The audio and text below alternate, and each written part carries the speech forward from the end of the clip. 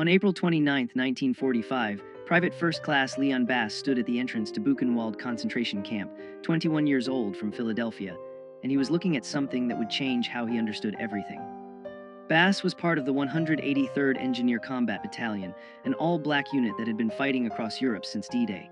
The Army had assigned his unit to provide support during the liberation.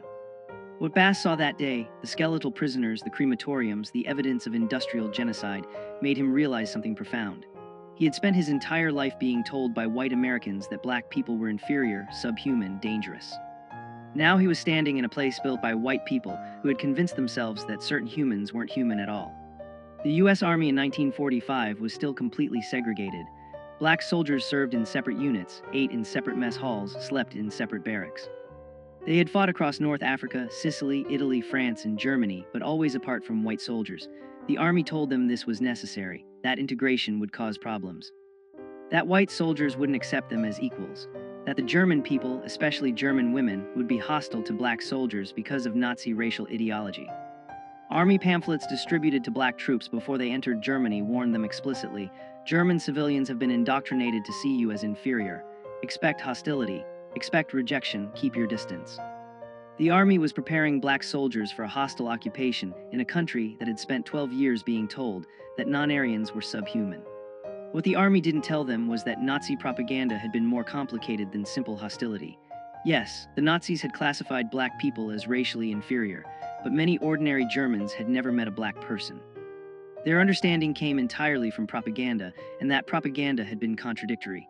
Jesse Owens had won 4 gold medals at the 1936 Berlin Olympics while Hitler watched.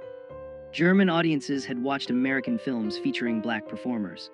And after the war, when black American soldiers began occupying German cities, something unexpected happened. The hostility the Army had warned about didn't materialize. Instead, German civilians, particularly women, approached black soldiers with curiosity, friendliness, and sometimes genuine warmth. This wasn't what anyone had expected. Not the Army, not the soldiers, and certainly not the white American command structure that had spent decades maintaining segregation. The U.S. Army responded immediately with new regulations. General Dwight Eisenhower, Supreme Commander of Allied forces in Europe, was under pressure from Southern congressmen who were horrified by reports of black soldiers socializing with white German women. The Army issued orders restricting fraternization. Black soldiers received explicit warnings. Relationships with German women would result in court-martial. White military police began patrolling areas where black soldiers were stationed, looking for violations. But the regulations revealed something the Army didn't want to admit. They weren't trying to prevent fraternization with enemy civilians. They were specifically trying to prevent black soldiers from forming relationships with white women. White American soldiers faced no such restrictions.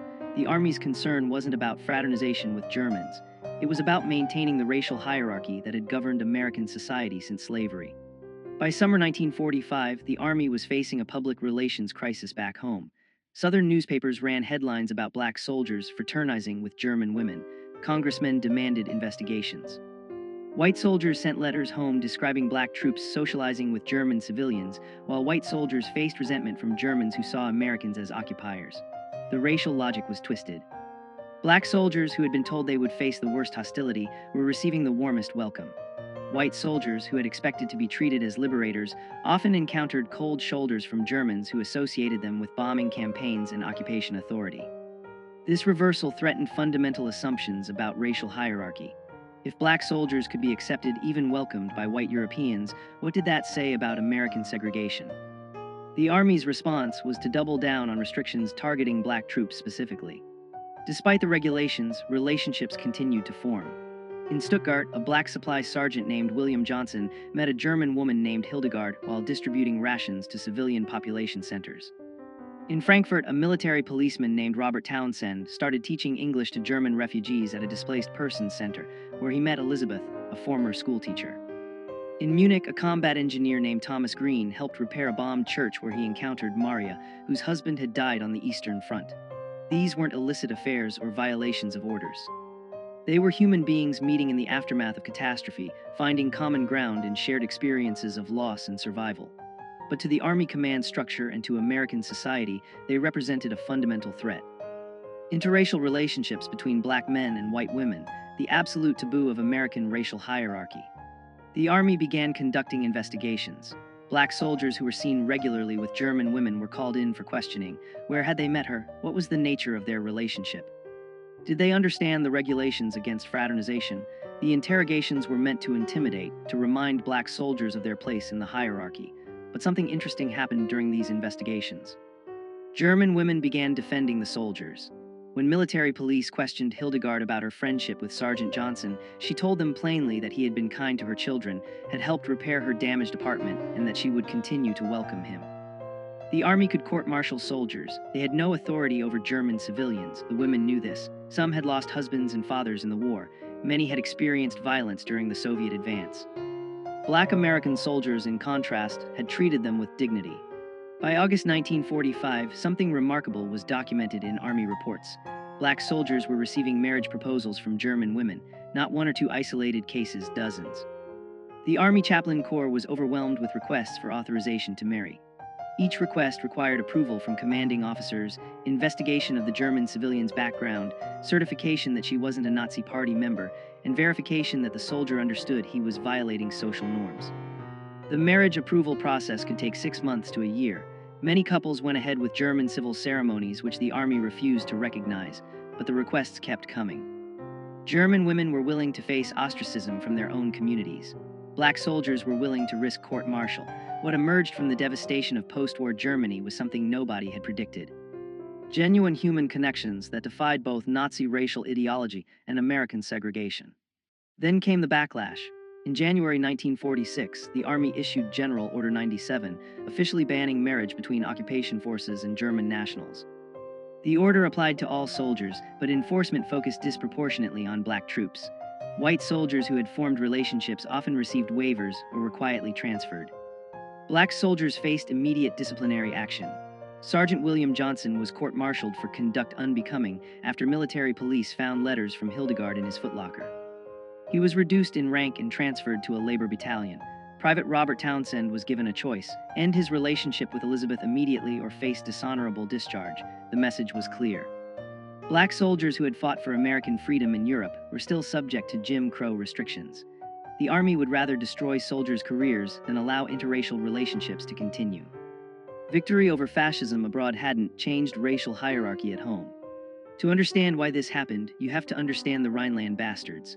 After World War I, French occupation forces in the Rhineland included colonial troops from Senegal and Morocco. Some German women had relationships with these soldiers. Children were born. The Weimar Republic registered approximately 600 of these mixed-race children.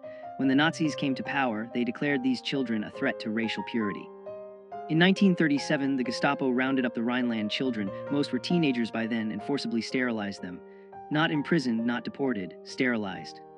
The Nazi obsession with preventing mixed-race reproduction was so intense they violated children's bodies to prevent future contamination. So when American propaganda told black soldiers that Germans would be hostile to them because of Nazi racial doctrine, there was historical truth to it. But the actual experience of ordinary Germans was more complicated. The reality in post-war Germany was collapse. By May 1945, German cities were rubble. Berlin was 70% destroyed, Hamburg 75%, Munich 50%. The infrastructure, water, electricity, food distribution had stopped functioning. The Nazi government had evacuated or conscripted most able-bodied men.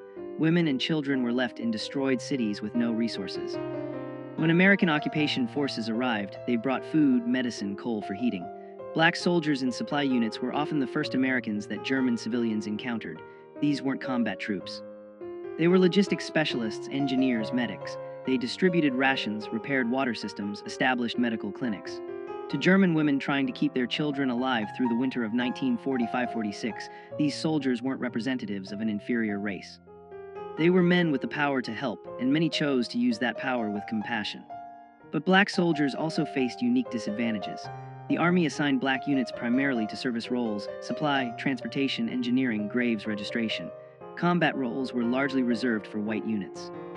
This wasn't because black soldiers lacked ability. It was deliberate policy based on racist assumptions about intelligence and courage. The 92nd Infantry Division and 93rd Infantry Division were all black combat units that saw limited action. Most black soldiers never saw frontline combat. They built bridges, transported supplies, buried dead. The irony was that this relegated status actually facilitated more civilian contact. Combat units moved frequently. Service units stayed in place, worked alongside German civilians on reconstruction projects, developed ongoing relationships. The Army's racist assignment policies inadvertently created conditions for exactly the interracial contact the Army wanted to prevent. Structural racism defeated its own purpose. Command structure was fragmented. The European theater of operations had separate chains of command for white and black units. Orders issued to white regiments didn't always reach black units with the same urgency. When General Order 97 banned marriage with German nationals, white units received immediate enforcement. Black units sometimes didn't receive official notification for weeks. Some commanders chose not to enforce the order strictly. Colonel Marcus Ray, commanding officer of a black transportation battalion in Frankfurt, believed the fraternization ban was unenforceable and morally wrong. He told his officers to focus on military duties, not soldiers' personal lives. Other commanders, particularly Southern white officers assigned to black units, enforced regulations with zealous racism. The inconsistent enforcement created confusion and hope. Maybe the regulations weren't absolute. Maybe individual commanders had discretion. Maybe relationships could survive if commanders looked the other way. By late 1946, disillusionment was spreading among black soldiers. They had fought to defeat a racist ideology in Europe. They had seen the concentration camps, seen what happened when governments declared certain humans subhuman. They had liberated Europe from fascism. Now they were being told they couldn't form relationships with white women because of their race. The contradiction was unbearable. Corporal James Davis wrote a letter to the Pittsburgh Courier, one of America's leading black newspapers. "We defeated Hitler's racism with guns. Now we face American racism with regulations." What did we fight for? The letter was published. The Army investigated Davis for undermining morale. He was transferred to a supply depot in France and told that speaking to the press without authorization was grounds for court-martial. The message to black soldiers was clear: keep quiet about the racism you experience or face consequences. The NAACP and other civil rights organizations pressured the Army to change policies. They argued that black soldiers had earned the right to marry whom they chose through their service. The Army's response was to form a committee to study the fraternization issue. The committee held hearings in Washington in March 1947. Black veterans testified about discrimination in enforcement of marriage restrictions. German women submitted affidavits describing how black soldiers had treated them with respect, while white American soldiers had sometimes been violent or demeaning. The committee's final report acknowledged disparate enforcement but recommended no policy changes. Instead, the report suggested that interracial marriages would create problems when couples returned to the United States, particularly in southern states with anti-miscegenation laws. The Army's position was that preventing interracial marriages wasn't racism. It was protecting black soldiers from the racism they would face at home. For Sergeant William Johnson, the personal cost was devastating. After his court-martial and reduction in rank, he was transferred away from Stuttgart and Hildegard. The Army confiscated their correspondence. Johnson wasn't allowed to communicate with her. Hildegard didn't know where he had been sent. She wrote letters to the Army requesting information about his location. The letters were filed away unanswered. Johnson spent months not knowing if Hildegard believed he had abandoned her. He couldn't sleep, lost weight. His performance reviews noted lack of focus and apparent depression. An Army psychiatrist diagnosed him with anxiety reaction and recommended rest. But Johnson didn't need rest. He needed to be allowed to contact the woman he loved. The Army's position was that his emotional distress was self-inflicted. He had violated regulations, and these were the natural consequences. Then something unexpected emerged from Army records. A researcher studying post-war occupation policies discovered that German women married to black American soldiers reported lower rates of domestic violence than German women married to white American soldiers. The data came from German civil police reports and medical records. Between 1945 and 1948, German authorities documented 847 cases of domestic violence involving American soldiers and German women. Of those, 89 involved black soldiers, approximately 10.5% of cases. But black soldiers represented 11% of American forces in Germany. White soldiers were overrepresented in domestic violence statistics. Black soldiers were underrepresented. The researcher published this finding in a sociology journal. It contradicted racist assumptions that black men were more violent, more dangerous. The Army never officially acknowledged the study, but it circulated among civil rights advocates and military reformers as evidence that opposition to interracial relationships was based on prejudice, not protection. By 1948, the Army was under increasing pressure to reform. The presidential election was approaching. Black voters, particularly in northern cities, were demanding civil rights reforms. President Truman knew he needed black electoral support. In July 1948, Truman issued Executive Order 9981, mandating desegregation of the armed forces. The order didn't specifically address marriage restrictions, but it established a principle: racial discrimination in military policy was no longer acceptable. The Army began slowly processing marriage applications from black soldiers and German women that had been pending for years. Sergeant Johnson's application, filed in 1946, was finally approved in November 1948. By then, he hadn't seen Hildegard in over 2 years. He sent her a telegram. The response came 3 weeks later. She was still waiting. She had never stopped waiting. They were married in Stuttgart in January 1949, 3.5 years after they met. But success brought new problems.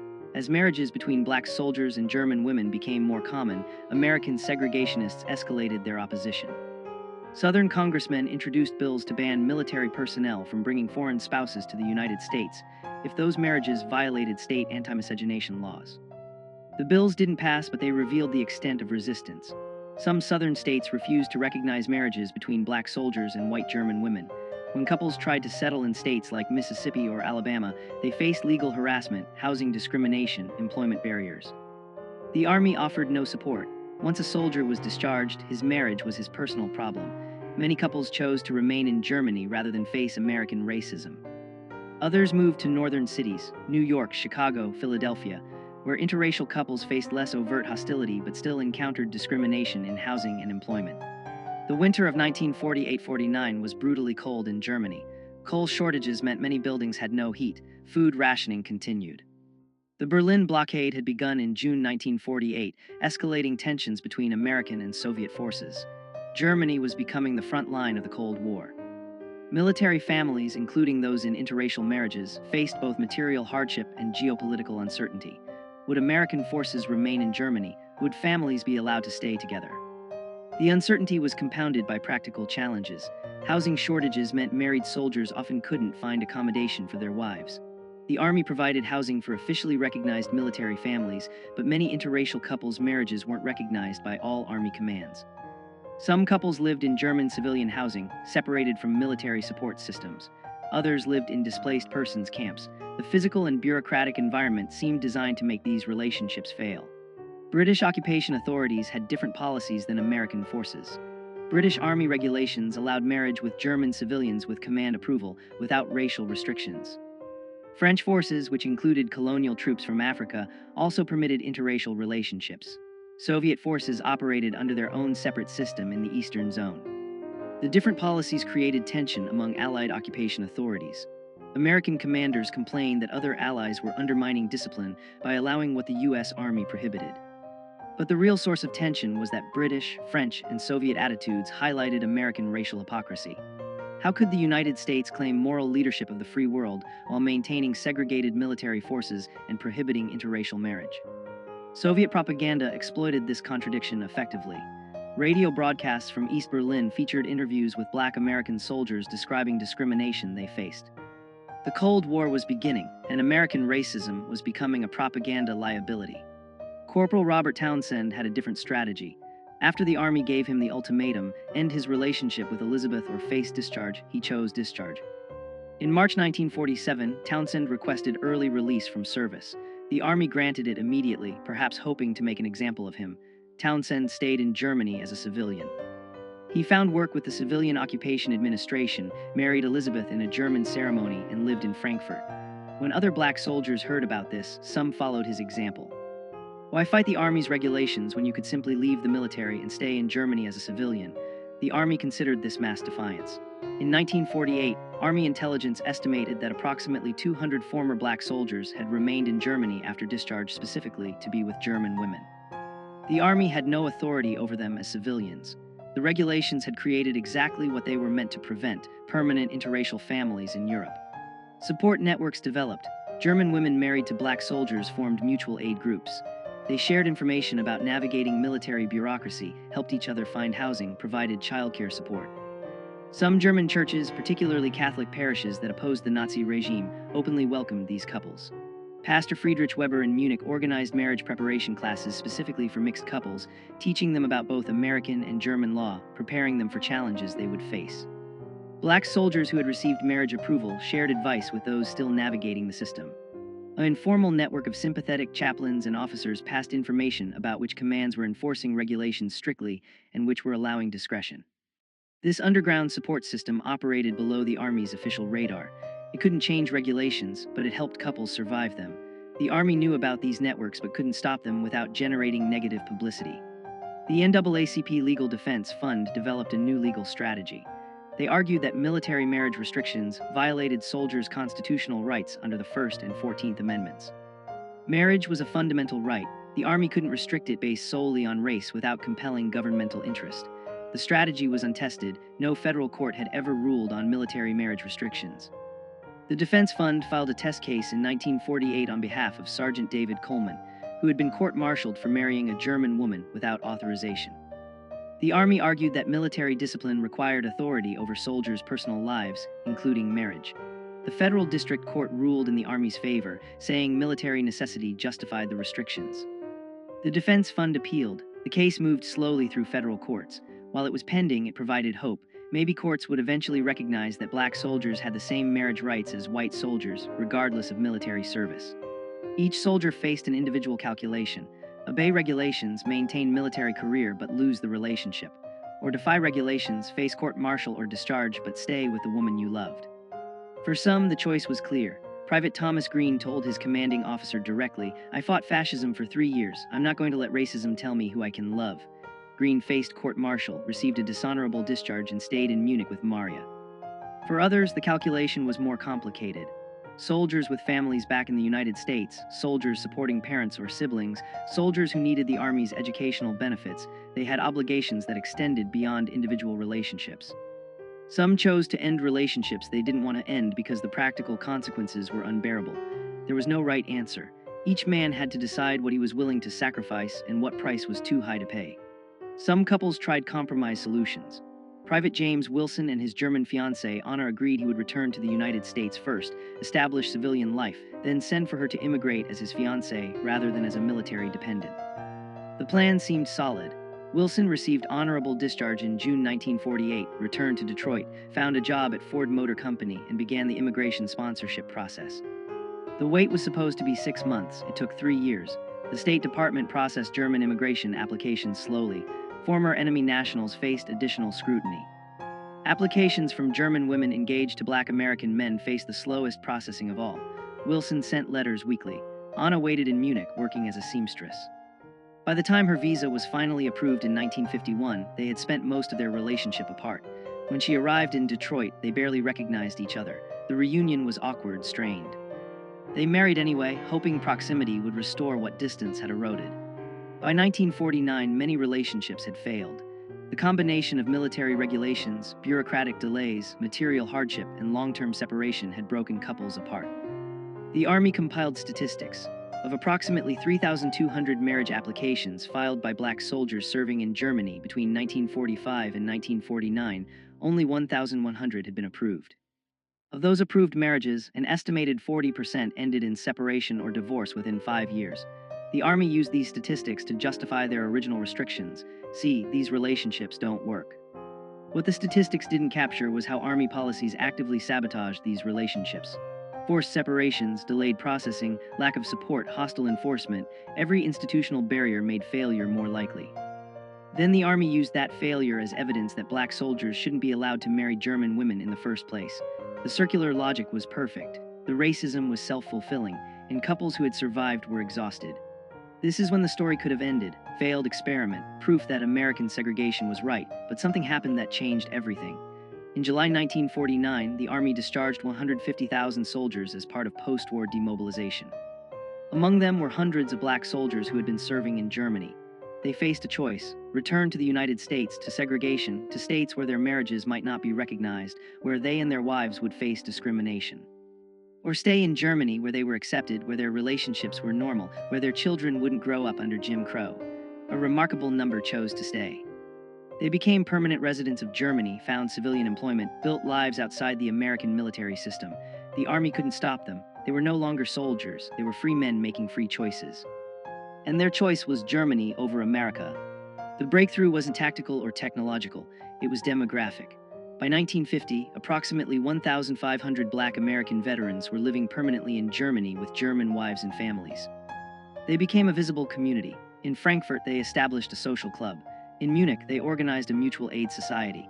In Stuttgart, they created an English language school where German wives could learn English and German children could maintain connection to American culture.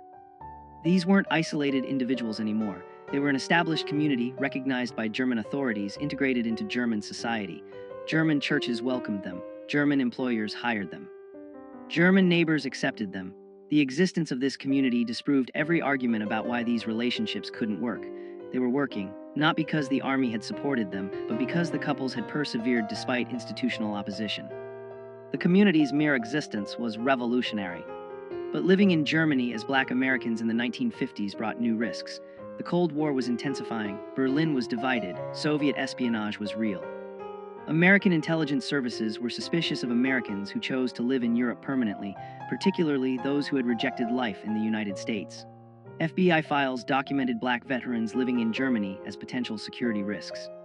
The assumption was if they preferred Germany to America, maybe they're vulnerable to Soviet recruitment. This wasn't paranoia. The Soviets did recruit Western expatriates, but the surveillance was also racist. White American expatriates in Europe faced less scrutiny than Black expatriates. Some Black veterans were questioned by U.S. intelligence officers. Were they in contact with Soviet agents? Did they attend communist meetings? Had they made statements critical of the United States? The men who had fought fascism were now suspected of communist sympathies simply because they lived abroad with German wives. The real test came in 1954. The Supreme Court issued its decision in Brown v. Board of Education, declaring school segregation unconstitutional. The decision energized civil rights activists. It also triggered massive resistance from Southern segregationists. In this environment, interracial couples in Germany became symbolically important. They represented what America could become. A society where race didn't determine who you could marry, where children of different backgrounds learned together, where racial hierarchy wasn't enforced by law. American journalists began writing stories about Black GI families in Germany. Life magazine published a photo essay. The stories emphasized how German society had accepted these families, how children attended integrated schools without controversy, how neighbors lived side by side without conflict. The articles didn't explicitly criticize American segregation, but the contrast was obvious. If Germany could integrate, why couldn't America? The publicity brought both support and backlash. Black civil rights organizations celebrated these families as proof that integration worked. White segregationist groups condemned them as evidence of racial mixing's dangers. The families themselves mostly wanted to be left alone. They hadn't chosen to become symbols. They'd just chosen to build lives with the people they loved, but symbolic they were. In 1955, when the Montgomery bus boycott began, Northern newspapers published comparison pieces. In Montgomery, Black Americans were fighting for the right to sit where they wanted on buses. In Germany, Black Americans and white Germans lived as equals. The comparison infuriated segregationists and inspired civil rights activists. The families in Germany received both hate mail from American racists and thank you letters from activists who saw them as proof that America's racial hierarchy wasn't natural or inevitable, it was a choice, and different choices were possible. Some families decided to return to America, not because Germany had rejected them, but because America was changing. The civil rights movement was gaining momentum. Legal segregation was under attack. Maybe some thought we can return now. In 1957, Sergeant William Johnson and Hildegard moved to Philadelphia with their 3 children. Johnson had been born in Philadelphia. He wanted his children to know his family, to understand their American heritage. The return was difficult. Pennsylvania didn't have legal segregation like southern states, but discrimination was real. They faced rejection when trying to rent apartments. Employers hesitated to hire Johnson when they learned his wife was white German. Their children faced questions at school. Why does your mother have an accent? Why does she look different than your father? The family persevered. Johnson found work as a mechanic. Hildegard learned English, made friends, became active in their church. But acceptance wasn't universal. In 1958, Johnson was offered a better job in Virginia. The family moved to Richmond. Virginia was still enforcing anti-miscegenation laws. The law, titled the Racial Integrity Act, prohibited marriages between white and non-white people. Johnson and Hildegard's marriage had been legal in Germany and was recognized by federal law. But Virginia refused to recognize it. The state threatened to prosecute them for unlawful cohabitation. Their children's birth certificates were challenged. Virginia law classified children of interracial marriages as illegitimate. The Johnson family faced an impossible choice: leave Virginia or challenge the law in court. They chose to fight. With NAACP Legal Defense Fund support, they filed suit challenging Virginia's anti-miscegenation law as unconstitutional. The case moved through state courts slowly. Meanwhile, they lived under threat of prosecution, their family's legal status in limbo. The legal strategy evolved. Initially, the defense fund argued that Virginia's refusal to recognize a marriage legal in another jurisdiction violated the full faith and credit clause of the Constitution. But Virginia courts rejected this argument. The marriage had occurred in Germany, not another U.S. state. The lawyers pivoted. They argued that Virginia's anti-miscegenation law violated the Equal Protection Clause of the 14th Amendment. The law discriminated based solely on race. It served no legitimate governmental purpose. It was fundamentally racism codified as law. The argument was straightforward but revolutionary. No federal court had ever struck down a state anti-miscegenation law as unconstitutional. 16 states still enforced such laws in 1960. If Virginia's law fell, similar laws across the South would be vulnerable. The Johnson case wasn't just about one family anymore. It was about whether states could continue using law to enforce racial hierarchy in marriage.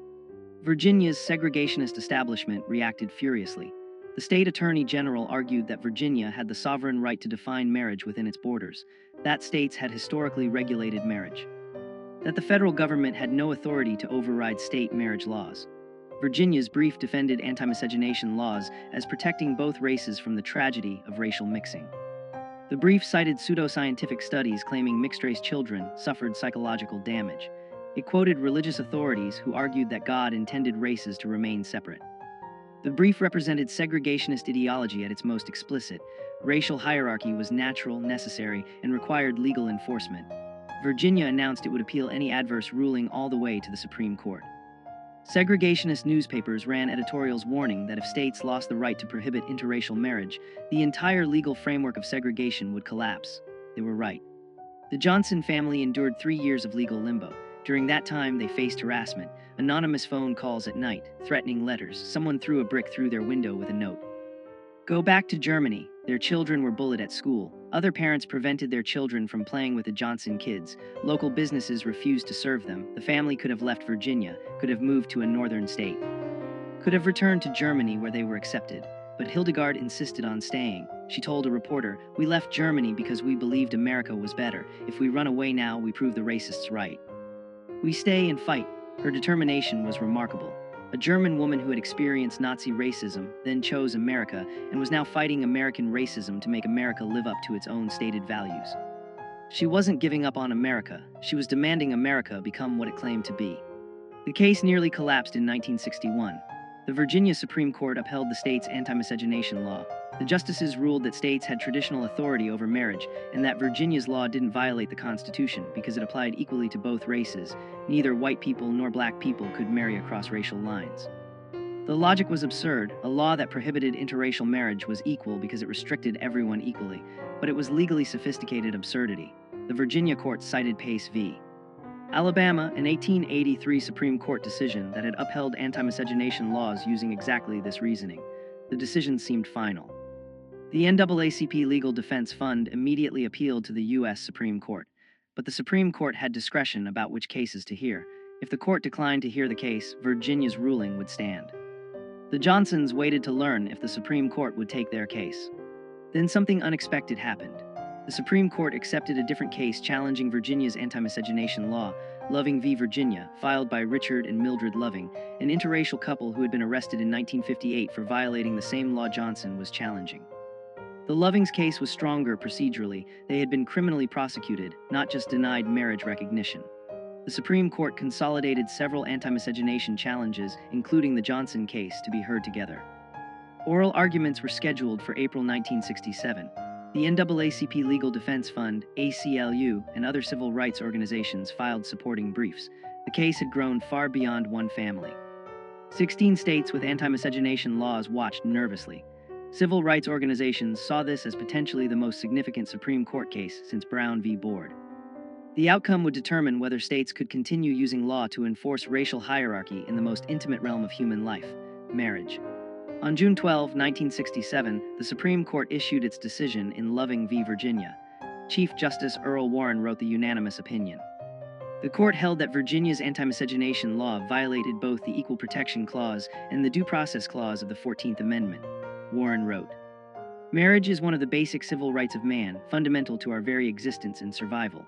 To deny this fundamental freedom on so unsupportable a basis as racial classifications embodied in these statutes, depriving all the state's citizens of liberty without due process of law, violates the central meaning of the Equal Protection Clause. The decision was unequivocal. Anti-miscegenation laws were unconstitutional. 16 states' laws were instantly invalidated. Couples like the Johnsons, who had been fighting for recognition of their marriages, were suddenly vindicated. Interracial marriage was now a constitutional right nationwide. The decision's impact was immediate and profound. Couples who had been living in legal limbo were suddenly protected. Couples who had avoided certain states could now travel freely. Children whose legitimacy had been questioned were legally recognized. The Johnson family held a small celebration in their Richmond home. Hildegard cried, not from sadness, but from relief. For 9 years since returning from Germany, they had lived under the threat of prosecution. Now that threat was gone. The Supreme Court had declared that their marriage was legitimate, that their family was legal, that their love was constitutionally protected. The victory belonged to the Lovings, whose names would forever be associated with the case. But it also belonged to the Johnsons and hundreds of other families who had fought for recognition, who had endured harassment, who had refused to accept that America could legislate love across racial lines. They had won. After the celebration ended, there was a strange quiet. The Johnsons sat in their living room that evening, not speaking much. The victory was real, but it couldn't erase the years of struggle. It couldn't undo the harassment, the threats, the brick through the window. It couldn't restore the relationships they'd lost, family members who had rejected them, friends who had abandoned them. The Supreme Court decision meant their marriage was legal. It didn't mean their neighbors suddenly accepted them. It didn't mean the discrimination ended, but something fundamental had shifted. The law was now on their side. Future interracial couples wouldn't have to fight the battles they'd fought. The silence that evening wasn't disappointment. It was exhaustion, relief, and recognition that their sacrifice had meaning beyond their own family. They had helped change America, even if America hadn't yet fully changed. In the years following Loving v. Virginia, interracial marriage rates increased gradually. In 1967, approximately 3% of marriages were interracial. By 1980, that number had risen to 7%. By 2000, it was 15%. The change was generational and geographic. Younger Americans were more accepting than older generations. Urban areas showed higher interracial marriage rates than rural areas, but the trend was consistent. The legal barriers' removal gradually reduced social stigma. The families who had pioneered interracial marriage in the 1940s and 50s watched this change with complex emotions. They were vindicated. Their relationships, once illegal, were now recognized, but they also knew how difficult their path had been. Many had lost family relationships, job opportunities, social standing. The younger generation marrying across racial lines didn't always understand what earlier pioneers had sacrificed, but that was the point. Progress meant future generations wouldn't need to fight the same battles.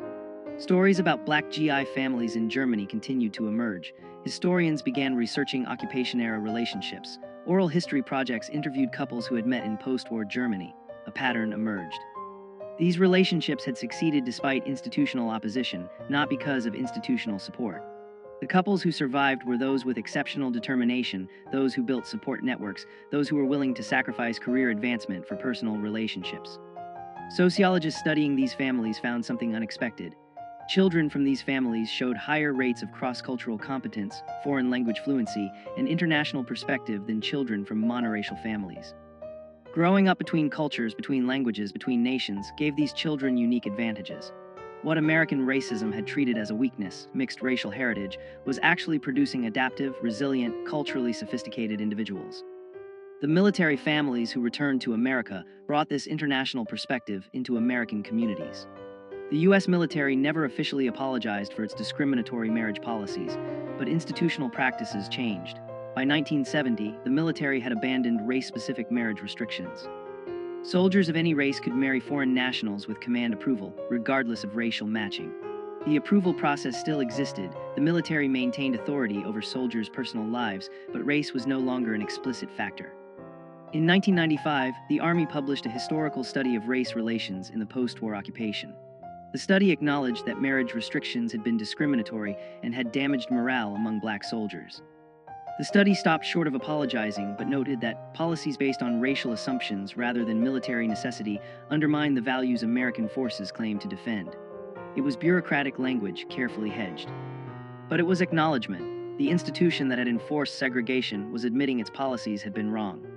By the 2000s, military interracial marriage was common and unremarkable.